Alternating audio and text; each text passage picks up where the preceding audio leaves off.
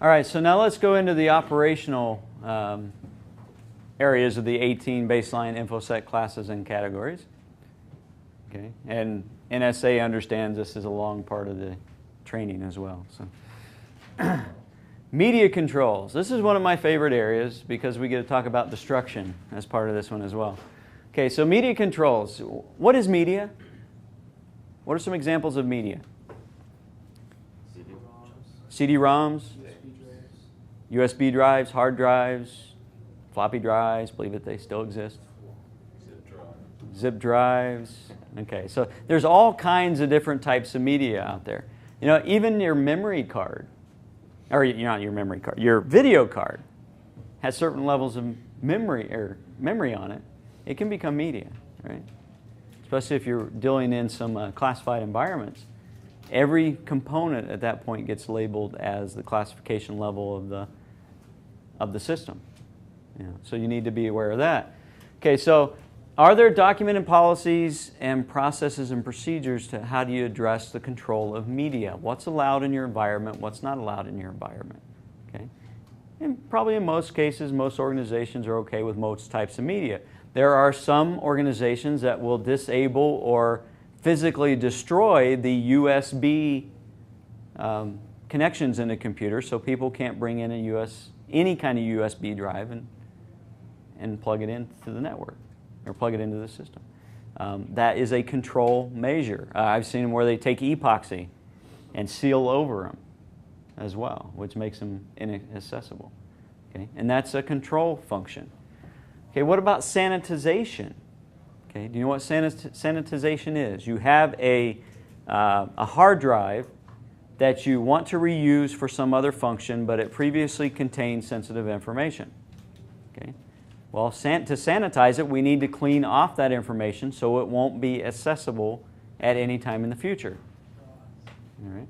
There are examples of those kinds of bad things happening in the past. A few years ago, the Justice Department decided they were going to give away a bunch of computers to schools. Okay. Great for the schools. It was good stuff. They just neglected one little tiny thing. They forgot to clean off the witness protection information that was on those computers. Okay. Is that a potential problem? That actually could cost several $100,000 to millions of dollars in relocating individuals that could have been exposed as part of that effort. Okay? So there really needs to be consideration given around sanitization. A couple years ago, two MIT students working on their master's thesis went out on eBay and bought, I think it was over 200 hard drives off of eBay, and what they were looking to see what they could find. About 150, some of them worked, and they found over 2,000 pieces of personal information, including credit card numbers, social security numbers, full addresses, bank account information, passwords, all that kind of stuff was located on those hard drives. Okay? So that's got to be a consideration within organizations, is how do they handle their media? Who has responsibility for addressing that? Is there a particular individual or department within the organization that can answer questions and help with media controls, sanitization, or destruction? Okay. How is user education and training handled? Who notifies? How do you get them to understand? Okay. And also you have to be concerned about contracts. Okay. Let's say you have this nice new Dell server that you just installed in your network closet. Okay. In a few months, that Dell server's hard drive goes bad. Okay. Do you have to send that hard drive back? Hard drive doesn't function, right? You can't see the information?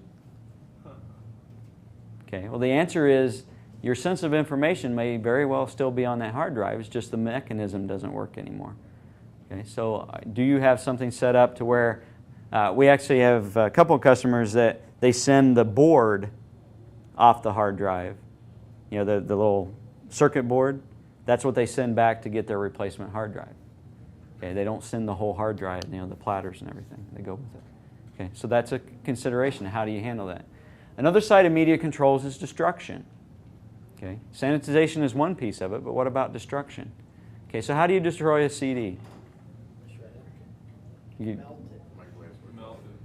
okay, you make it unreadable. Okay, now they make shredders, which are actually quite a bit safer than the microwave solution because of the toxic fumes that are created off of it. But they actually make shredders now that will pulverize a CD. Okay, one of the most basic things for paper media, because paper is still media, carries information, right? Is fire, shredder. You know, I like the pulverizing shredder. It just makes it into dust, personally. Just as an example, we were doing another university assessment, and we were assessing by day, evaluating by night, and at night they set their trash out in the hallway. Well, they had set it out near the bathrooms, and of course, at some point you have to go to the restroom. And when I walked by, there was these green strips of paper in the trash bag, in a clear trash bag. Okay, so it's that university paper that's about this wide, so it doesn't fit in a shredder this way. You have to turn it up a long ways this way. And it was, guess what? It was a straight cut shredder. So I was reading student names, social security numbers, addresses on there as well. So we introduced them to cross-cut technology and other options and non-clear trash bags. Come on. But those are the kinds of things that you observe as you go through. Okay, labeling. Labeling is where you basically, it's a classification policy. Okay? It's not just putting a mark on a paper, but it's defining what that mark needs to be through some kind of classification policy. In the government side, you've heard secret, top secret with other designations. In the commercial world, you may have company proprietary, company confidential, some other designations, but really what you're looking for is, have they designated a sensitivity level, defined what it means, how do you determine it, and how does it need to be marked on both paper, media, and other communications. Okay, so that just needs to be part of the look. Don't forget about things like removable media, because it's going to have a classification mark on it where you can take a hard drive in and out easily out of a system for other purposes, either moved to other systems, or in some cases they authorize that for multi-level systems. You can actually take a secret hard drive, and if you take it out, you can put an unclassified hard drive in. Still a lot of debate about that, but that's removable media. And don't forget about system components. We talked about memory inside of video cards. There's memory in all kinds of stuff that you have on your computer systems today. The physical environment. Okay, does the physical environment play an important role in information security? The answer is yes. Okay, it does play an important role, because if I have physical access to your server room, can I potentially bypass your technical security measures you have in place on the systems? Yeah, I can. One, I can obtain the system itself. Okay, so I can steal the system or the hard drive or whatever. Or two, I can get it to boot up on something that I have control over and maybe change some settings or configurations, or get it to send me some stuff, maybe create a backdoor, those types of things. So if I can have physical access, I can potentially impact your information security posture. Okay? Now, with the physical environment considerations, NSA, for testing purposes, considers the physical to be physical. It's not automated stuff. Okay, so like your physical access through the doors with a proximity card, that would be identification and authentication. That wouldn't be physical environment. So they're keeping physical. Just keep that in mind. All right? But it can definitely impact our security posture. Personnel security. Okay, we understand that we employees, or whatever we are, we're an important part of the process. We are sometimes the weakest link, right? But we're also a front line of defense. And so there needs to be consideration as to how the personnel security process is handled. We have background checks, fairly basic. It's not a full clearance investigation, but hey, you can look to see if somebody has a criminal record other than speeding tickets or something like that, and see if there's a potential problem there. There's also security clearance requirements in some jobs that we have. Are there signed user agreements or acceptable use policies that each individual signs when they become an employee to say they will follow the rules of the organization, what those rules of the organization may currently be? Are the employees aware of what social engineering is and how it can be used against them and against the organization to gain access or have things happen that shouldn't happen? Okay. So that's a basic personnel security look. Education, training, and awareness. Okay, this one, as I said before, flows back through the other 17. Okay, we know that our users are potentially our weakest link, but our front line of defense. We want to make sure that there's documented responsibilities both as to who is providing the education training and also the individuals that are receiving the education and training. There needs to be an understanding of what the responsibilities are there. Okay? And there needs to be some kind of formal training program identified. What are some mechanisms you can use to help keep security in the forefront within your organization? Posters? News stories? Email messages, trainings, 5 minutes at a staff meeting, have a security discussion, flyers. Little demonstrations to scare people. Yeah, those are always fun. Oh, crap. Okay. Yeah, so those are just some different ways. A lot of organizations will say, okay, I've met my annual training requirement, but just getting training once a year, is that really enough? It's something that probably needs to have reminders out there through, whether it be on the wall or through emails or through the management, keeping it in the forefront through discussions and reminders and those types of things. Okay, so that is the 18 areas. As we said before, you can add to that list based on customer needs and customer requests. You can take away from that list, again, based on customer needs, customer requests. Just document what you're doing, okay, so it covers you. All categories need to be addressed in one form or another.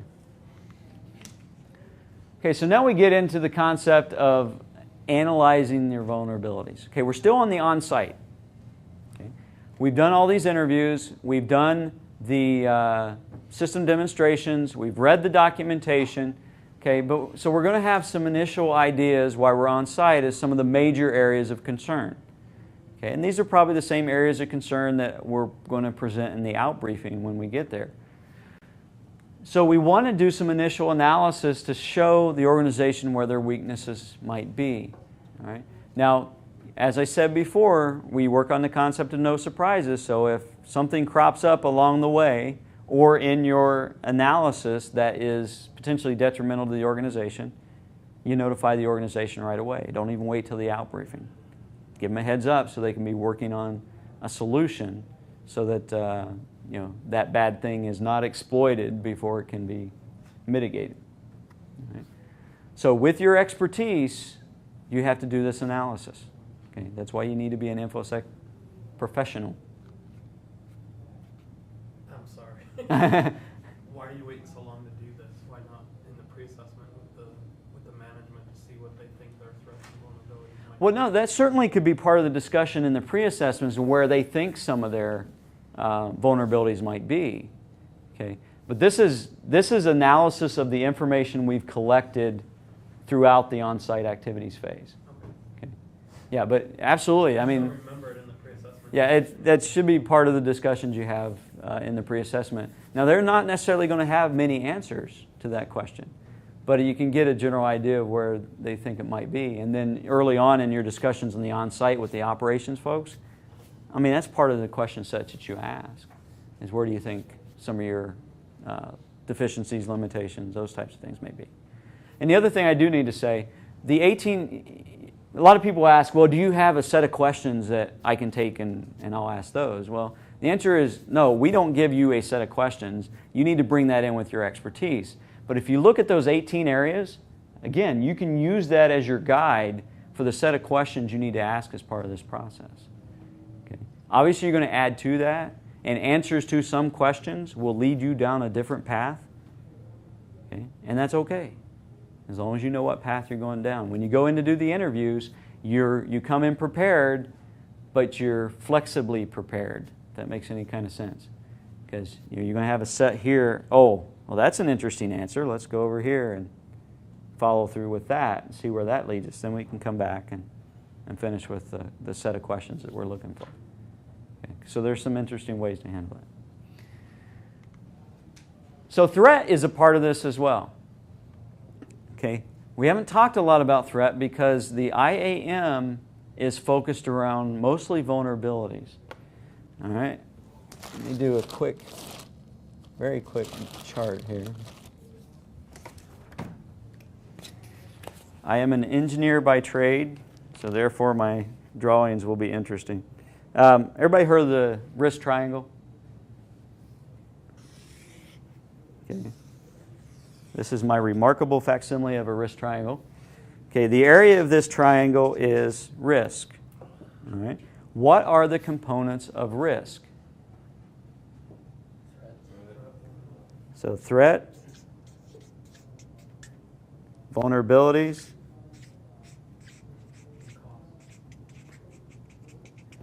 okay, we call it impact, asset value, or cost. Okay, generally identified by a $sign, but we'll call this impact. Okay, so there's three components to risk: threats, vulnerabilities, and impact. We'll use impact because that's what NSA uses. Okay. Now, when you look at the risk triangle and the threat, vulnerabilities, and impact, do you have a lot of control over your threat? Okay. Not without significantly changing your mission. You probably don't have a lot of control. So you don't really have much control here. Do you have much control over the impact to your organization? You have a little bit of control, okay, because you can be better prepared, you can do some various other things, but without changing your mission significantly, you're probably not going to be able to change the assets that you hold significantly. So you're probably not going to be able to change the impact if something bad happens significantly, a little bit, okay. What about vulnerabilities? Can we make a difference there? All right, that's exactly what we're looking at. And that's why the IAM and the IEM both are vulnerability assessment evaluation methodologies. But they do take into account the concept of threat, because as you write in your recommendations, you're going to provide some of that. But it's not at a quantitative level, it's at a qualitative level. Okay. Real threat, real risk assessment analysis deals with numbers, quantitative. Whereas what we're dealing with is qualitative, talking about impact, but not dealing with math. Okay, so that's why it's not a full risk assessment. Okay. All right, so just remember, risk is a combination of threat, vulnerabilities, and impact. Okay, as I said, we need to consider threat as part of our consideration, especially when we get into our solutions. And we understand there's many different types of threat. There are threat tables that you can download online. Department of Commerce actually had a fairly good one that I pulled out a year or so ago. But we understand there's environmental. There's those things that we don't control, what's sometimes called acts of God: hurricanes, tornadoes, earthquakes, thunderstorms. All those are environmental types of things. And then the human threat, internal and external, and I would say internal and external, malicious and inadvertent. Okay, because people make silly mistakes. That's the inadvertent stuff. Or we make silly mistakes programming to allow them to make silly mistakes, and all that ties in together. But just understand there is threat, and that's something that can affect our security posture. It's part of the equation. Okay, so we have to develop recommendations based on the information that we've collected. Okay. It is highly recommended that you give more than one recommendation for each vulnerability. And the reason for that is because there may be limitations as to what the organization can implement based on resources available, dollars available, people available, and they're going to have to make some prioritization decisions based on the information they're provided. So we usually do what's called the Yugo, the Chevy, and the Cadillac. Yugo provides you with a Band-Aid, basically. It's a short-term solution, inexpensive, will cover you for the moment while you're coming up with better resources to be able to implement at least a Chevy. Okay? And the Chevy that's that middle of the road. It's not the most expensive, doesn't have all the bells and whistles, but covers for what you need. And then of course the Cadillac is the one that it costs a lot of money but provides you a lot of capability potentially. Okay? So give them levels of recommendations. And that way they can make choices based on the resources that they have. And there's pros and cons with each solution that go along with that too. Okay. NSA understands that high assurance components like your routers, your firewalls, mail guards, there may not be enough analysis done in the IAM for you to be able to say yes or no that this is secured well. They recognize that there may be additional levels of technical testing that should be done on the high assurance components in order to assure they're actually operating the way they're supposed to. Because remember, in the IAM, we look at this from the architectural view and probably reviewing rule sets, but we're not actually running tests to make sure the rule sets do what they're supposed to do. Okay, so they recognize that. Okay, so the out briefing. The out briefing is important for the same reason the in briefing is important, and that is to manage customer expectations. And in addition to managing customer expectations, we need to give them an idea of where they're sitting at the moment, with the caveat as the final analysis and the final report will provide a much greater detail than what the out briefing is providing in terms of recommendations, how to actually implement, how it actually impacts the organization. Okay. So this is going to be some of your top findings that will be included in the out briefing. All right. So this is your final group exercise. The time is 11:14. What you're going to be doing is taking the information you've collected so far, and I'm about to give you those customer concerns I told you to leave blank yesterday. And what you're going to be doing is basically coming up with recommendations around those customer concerns. Okay. So your customer concerns is the last slide in your book. Okay, if you were organization E, your 3 customer concerns are networking connectivity, system assurance, and physical environment. And if you're organization F, it was communication, security, roles and responsibilities, and configuration management. So what you're doing for this final group exercise is coming up with findings and recommendations based on the information you have. And yes, you're going to have to make a little bit of it up, and that's okay. So what I recommend is that for the next 15 minutes until 11:30, your group gets together and decides which approach you want to take. Go ahead and take lunch at 11:30 and be back here by 12:30 to 12:45, and then finish the exercise as a group. Okay, that way everybody goes to lunch at the same time. I have to meet my boss for lunch at 11:30. That's the reason I'm doing it that way. Gives everybody a chance to make it out of here before it gets really crowded, and make it back, do the exercise. Just so you know where we stand from a time perspective.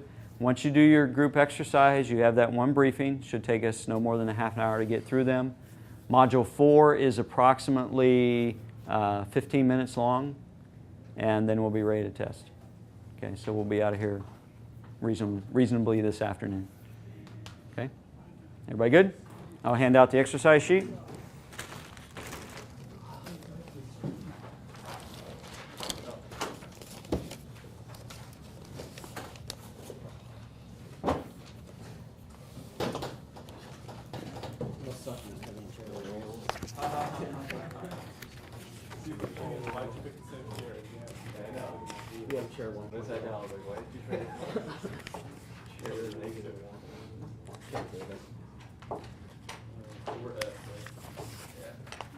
Hand those down.